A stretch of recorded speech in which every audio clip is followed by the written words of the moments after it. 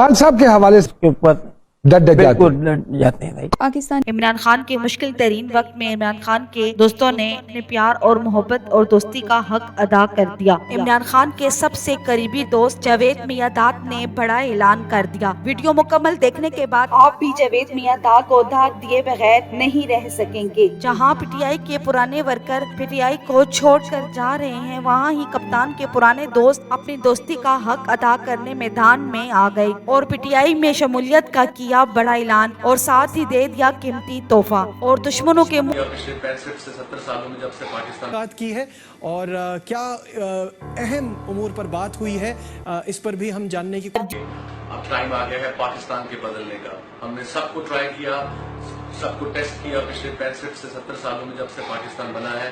अब वक्त आ तोहफा और दुश्मनों के मुंह पे लगा जोरदार तमाचा। जैसा कि आप लोगों को पता है कि लगातार पीटीआई के वर्कर कप्तान को छोड़कर जा रहे हैं। कप्तान के दुश्मनों का यही ख्याल था कि कप्तान के वर्कर पार्टी छोड़कर जाएंगे तो वो कमजोर हो जाएंगे, पर उनको नहीं पता कि उनका वास्ता किसके साथ है।